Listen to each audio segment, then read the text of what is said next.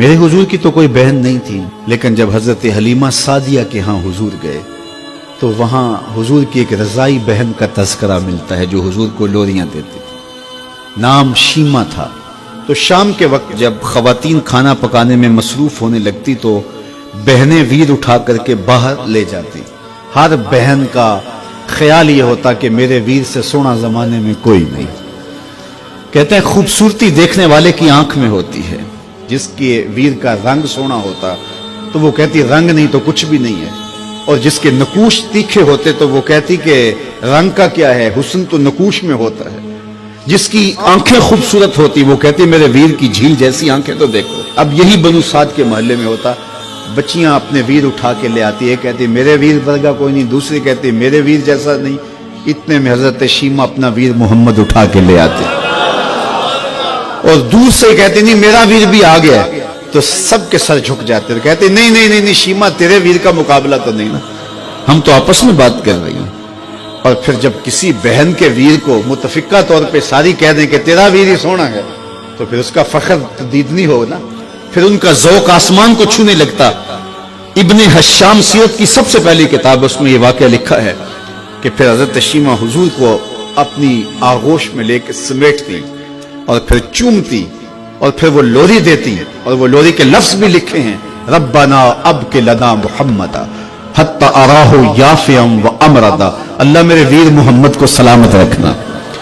आज ये पालने में बच्चों का सरदार है, कल वो लम्हे आए जवानों का भी सरदार हो।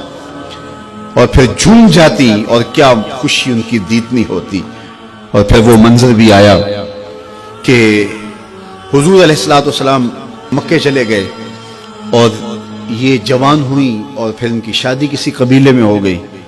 आका करीम ने ऐलान नबुव्वत किया, 13 साल का वक्त कटा और फिर हुजूर मदीना शरीफ चले गए।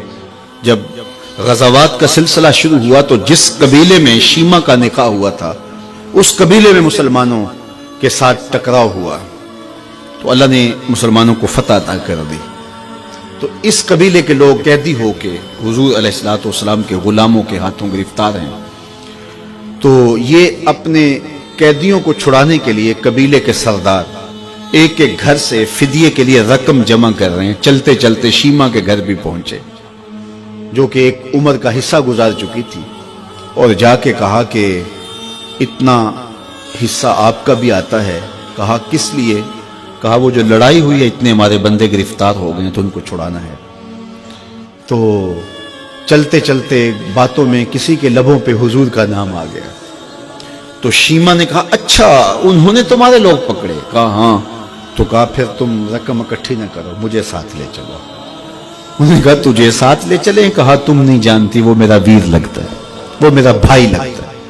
कौम के सरदारों के साथ हजरत शीमा हुजूर के नूरी खेमों की जानब जा रही हैं और सहाबा नंगी तलवारों से पहरा दे रहे। ये मक्की दौर तो था नहीं, ये मदनी दौर था। और शीमा कौम के सरदारों को लेके जब आगे बढ़ने लगी ना तो सहाबा ने तलवारें सौंप दी। रुक जा ऐ देहाती औरत, जानते नहीं आगे पूछा रसूल है, आगे बगैर इज़्न के जिब्रील भी नहीं जा सकते, तुम कौन हो? तो शीमा ने जो लफ्ज कहे वो लफ्ज नहीं है। उसने कहा खल्लू सबीली वालमू आना उख्त नबीयकुम, मेरी राहें छोड़ दो, तुम जानते नहीं मैं तुम्हारे नबी की बाजी लगती। तलवारें झुक गई, आंखों पर पलकों की चिलमने आ गई, रास्ता छोड़ दिया। हुजूर के खैमा नूरी में दाखिल हुई तो हुजूर ने देखा, पहचान लिया, उठ के खड़े हो गए। फरमाया बहन कैसे आना हुआ? आपके लोगों ने हमारे कुछ बंदे पकड़े, छुड़ाने आई। तो फरमाया बहन तूने जहमत गवारा क्यों की? तू पैगाम भेज देती मैं यूं ही छोड़ देता, लेकिन तुम आ गई हो, अच्छा हुआ मुलाकात हुई। फिर हुजूर ने कैदियों को छोड़ने का ऐलान किया और कुछ घोड़े और चंद जोड़े हजरत शीमा को हुजूर ने तोहफे के तौर पे दिए।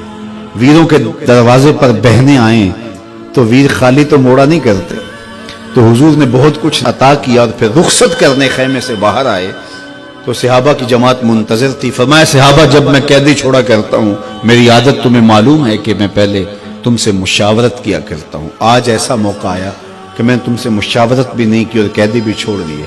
कहा जो चाहें आप करें, लेकिन क्यों मुशावरत नहीं फरमाई? हुजूर अगर इरशाद फरमा दें।